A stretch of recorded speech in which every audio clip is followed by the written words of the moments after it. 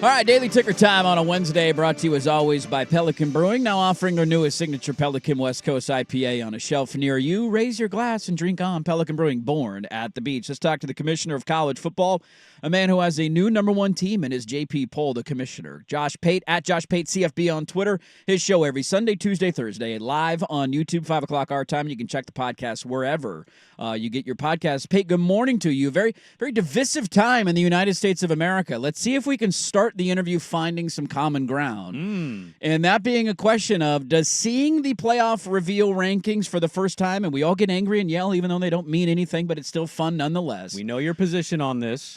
Does seeing the idea of a 12-team bracket change your mind at all about the new postseason format of college football?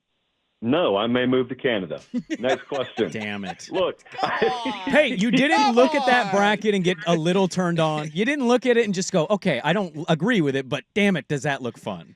Of course not. You know me. However, I will play your game. Okay. So I looked at it last night, and they had me let me tell you the content production hell I was in last night. I did my show early as a service to the country, and so everyone could get their mind off football and onto important things like politics. And then CBS has me come on in the middle of an election night, and they have me talking about whether Indiana got screwed. And I looked at it, and I thought to myself, on my default reaction on this is I want to be the guy in the room that says, oh, it doesn't mean anything. It doesn't matter. But then I looked at it a little bit closer, and they got me. Yeah. I felt the fish hook go into my lip, and then they yanked the pole, and they got me. Because I am now ready to admit that I think Indiana kind of got low-key screwed here. They did a little bit. You could say they got respected because they're in the top 10, but let me ask you, you guys watch Ohio State, Penn State. You saw that game, right? Mm-hmm. Yeah. Okay, I did too. I saw Penn State lose. You saw that, right? Yep. Mm-hmm. And they quote-unquote dropped to 6. Now, that's not the end of the world, but where the story really begins is they're still ahead of Indiana, and I think you know as well as I do, if Indiana goes and loses to Ohio State, even if it's close in a couple of weeks, they will drop like a rock. Yeah. They will drop like a stone in the sea, and there will be someone making the argument I usually make, and that is, yeah, their strength of schedule is trash, so they were always kind of a phony contender. Well, part of that is true. The other part is they've done what they're supposed to do as a top-level team against inferior competition. They've beaten all of them by 2+ touchdowns. So I had a little bit of a problem with that, and I thought just on the surface Penn State would be a little bit lower than they were. Then the other thing that is going to continue to get traction, which I know good and well we talked about on this show even before the season started, was do you prefer to be the 5 seed over being one of the top 4 seeds? And the mathematicians and data and analytics crowd out there is going to tell you you're stupid for even suggesting it, and then people are going to open their eyes and say, maybe there's a little bit more to this. I am looking at a lot of these scenarios now, and because this is fixed seeding, they don't reseed the bracket after round 1. I mean, you got the number 1 seed in some of these scenarios playing like Alabama or Georgia in their first game. Meanwhile, the 5 seed, they had to play one additional game, but the one additional game was the G5 team, and then they played the Big 12 champion, and in the aggregate, they've played 2 games. They have an 85+% chance of winning, and meanwhile, you draw a game you may be an underdog in to start round 2. So have fun with your bye, and I don't know if you guys have noticed lately, but not every team has been coming out of their bye week shot out of a cannon. Just ask Clemson how that went for them. Yeah, on the Indiana note, we have to keep saying this because listeners are like, guys, it's not the final. We're like, yeah, we get it, but we love this sport. This is fun. It's the fodder we wanted going into it, and they provided. I'm just glad to know Pate's one of us, and he got worked up over this. Look, it's fun. We love this. You cannot cover or watch this sport and not have some emotional reaction in some way. And the way that you talk about Indiana, and I agree with you, I would argue the same exact thing with BYU. I did 2 top 25 wins. Texas doesn't have one of those. I think BYU also got kind of put into that category. With the G5 team in Boise State, we were just talking about this. I think the way they looked at BYU, and BYU's technically the 4, but they're not ranked 4. Are they opening the possibility that if Boise runs the table, they get the top 4 seed? Is that how you interpreted that, or no? No, I did. Yeah, I think it's that way. And then the other part of that equation, they also had me on last night, and they asked me that, and I agree with you. But then they also asked, is there a path for any of these other conferences to get 2 teams in. And I think in the ACC, Miami, if they go undefeated and then they lose in the conference title game, they're not dropping out. So whoever beat them would be in and they would be in. So that's the ACC's path. But then in the Big 12, I really wonder if they're going to adhere to this widely accepted notion that they're not going to punish teams for making the conference title game. Because I don't doubt that in the SEC. I don't doubt that in the Big 10. And in certain scenarios, even the ACC, I don't doubt that. But I'll have to see this in the Big 12. And so the scenario I want to see is let's just keep Brigham Young undefeated. Let's have them go to Dallas. I think that's where the conference title game is. Let's have them play a 1 or 2 loss team like an Iowa State or a Kansas State and have them lose. All right, so that 1 or 2 loss team that otherwise would not have made it in, they're in. What do you do with Brigham Young? They would almost certainly have been in the top 10 going into conference title Saturday.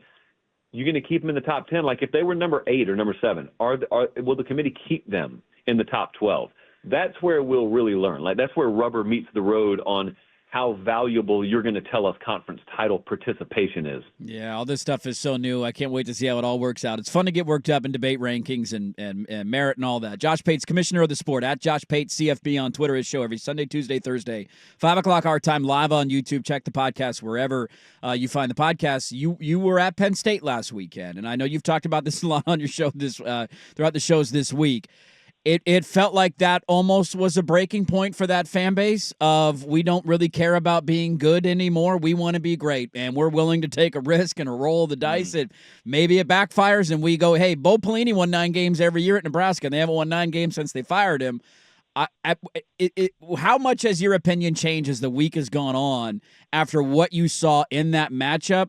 And are we starting to see more and more that this might be the beginning of the end, depending on how the rest of the season goes for James Franklin? No, I think more of the same. Nothing about my opinion changed. I find myself saying this over and over again about Penn State. They're the most consistent program in the country. He's the most consistent head coach in the country. I think people conflate consistency with elite. A lot of times when we say a guy's consistent, it means he's elite. Well, you can be consistently terrible, consistently average. I think he is consistently pretty good. That program is consistently pretty good. And there's merit to that. So I don't think it's the beginning of the end or anything like that. I know you get worked up in the moment and you want to be Ohio State and you want to pull off the big moment there when the eyes of the college football world are on you and all that stuff. But you weren't the better team. Mm-hmm. And so it would have taken, even with a 10-0 lead, guys, they couldn't get the job done.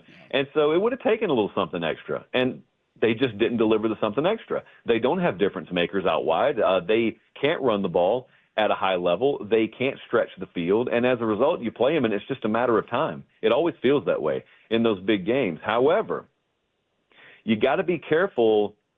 You know, if you're in a ranking situation, as much as I said, I think they're overrated right now. I think they're overrated by about 4 spots. You'd have some people out there, you know, if you put out power ratings like I do, they'd say, oh, Penn State, they don't belong anywhere near the top 20. Well, yeah, they do. They don't belong anywhere near the top 5. There's a big difference there. There's a huge gap. There's this swath where you've got room for teams to be really, really solid, annual, dependable programs, which Penn State is one, that unless something changes about them radically, will never be elite. They'll never be championship contenders. And I think that's the bothersome part for their fan base is they've tasted really good for long enough that they take it for granted. And they're almost of the opinion that if we can't taste greatness, we'd rather just roll the dice and just venture into the unknown.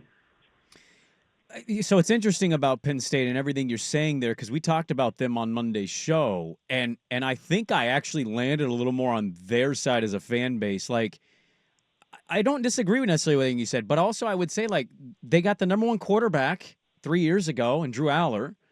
They're losing these games to Ohio State by, like, 1 possession largely in this run of losses to teams. They have funding. They've got the support of fan base. I guess what I'm just missing is, like, the disconnect between what you're saying and then also the fan base. Like, demanding winning a natty every year is ridiculous by almost every program in the country. But demanding to win these top 10 battles, I don't know if that is too much to be asking, given they can recruit, they can get the portal, they have the fan support, they've got the financial.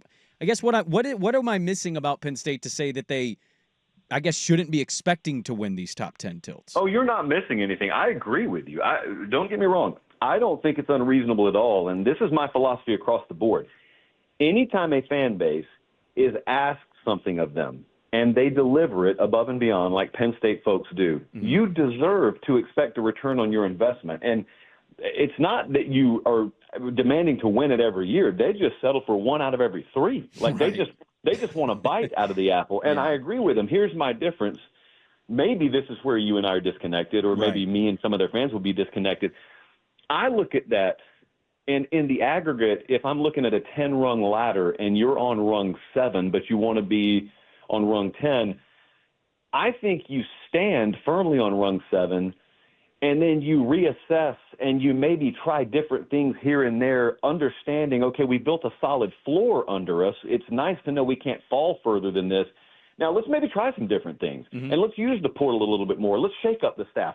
But it is, man, you are taking your life into your own hands as a program if you voluntarily dismount from rung 7. And the perfect example of that is Florida football and Tennessee football. For a long time, up until very recently for Tennessee, they wandered in the wilderness because they weren't happy being on rung 7 and reassessing there.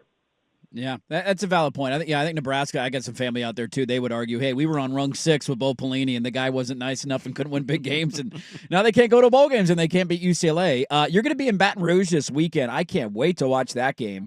Feels like almost a weekly question we now ask, but just where is that pucker for Kalen DeBoer for Alabama fans? How big would that win be for him to get on the road? How tough would that loss be to handle a third loss in year one? Just the breakdown of what that means for each coach, or if they're able to win or lose this weekend. I think it's bigger for Brian Kelly. It's really important for both of them. I'm not trying to downplay that, but if you imagine that we're living through a documentary right now, like we're watching Kalen DeBoer's time at Alabama. I mean, 5 years from now, he has that thing rolling, and you look back on year one, whether they went 10-2 or 9-3 in the regular season will not matter to you if in the long run he does what I think he's going to do. Brian Kelly at LSU is in a little different spot because he's several years into his tenure now, and Brian Kelly at LSU's got home field at his back, and they lost a game at A&M that was really inexplicable, having been up 17-7. They just could not stop Marcel Reed to save their lives, and Brian Kelly never seems like he gets to enjoy benefit of the doubt, because when Brian Kelly first came to LSU, one of his first acts is he flushed a lot of the Louisiana natives out of the program, and it did not sit well with people down there. They've not forgotten that. They're willing to overlook it as long as he wins, but as soon as he doesn't win, he has no equity built up with that fan base, whereas Kalen DeBoer's got plenty of it because he just took the job. So I slightly lean LSU because I have no clue really which run game shows up. But I think it's a lot bigger spot, just like I thought last week was a much bigger spot for Ryan Day than James Franklin. Now, we're talking about Franklin this morning, but we spent 2 minutes on it and we moved on. Had Ryan Day lost that game, we would be doing entire specials on Ryan Day. Yeah, you're not wrong on that one. I got to ask you, since Oregon is number 1 in the first ranking, what have you learned about Oregon along this journey, and what did you learn about Oregon with what they did at Michigan? Well, I think I've learned they're the best team in the country. They're the best I've seen, and I've seen all these big-time teams. I think I've seen almost all of the top 10 in person now, at least once. You either watch the sport one of two ways. You either watch the sport and you just assume that it's Xbox, or you watch it and understand it's real life. And if you're in the latter category and you understand this is real life, you understand you never take those games for granted. When they went to Purdue and won handedly 6 days after the Ohio State game, that's impressive because a lot of other teams would have screwed that spot up. When they pasted Illinois, they never gave them a breath of oxygen. That's impressive. When they go on the road, that's a proud program. They just went in there, and the only question was, do we or do we not want to tack on another touchdown late in the big house? Like, think about the gravitas you have to have as a program where that's the biggest talking point. That's the thing people walk away talking about. It is not a guarantee. It is not a given. They're dealing with injury right now. Everybody deals with it, but I would want to be Oregon right now over any other team in the country. New number 1 team in the JP poll. He's the commissioner of the sport every Sunday, Tuesday, Thursday, live, 5 o'clock on YouTube, our time. Catch the podcast wherever you get it. Follow him on social media, at Josh Pate CFB. We always appreciate the time, my man. Have a great time in Baton Rouge, and we'll catch up again next week. All right, guys, I appreciate it. There you go. Josh Pate, the commissioner of the sport. I wouldn't want to be any other team but Oregon right now. Nobody's giving us a chance, man. Keep doubting. Keep doubting at your own peril. Okay? Should have asked you yesterday, would you take Trump for 4 years if it gets you a natty? What's the payoff here? How we feeling? Great stuff as always from Josh Pate, and that was the Daily Ticker, brought to you by our good friends at Pelican Brewing, now offering their newest signature Pelican West Coast IPA on a shelf near you. Raise your glass and drink on. Pelican Brewing, born at the beach.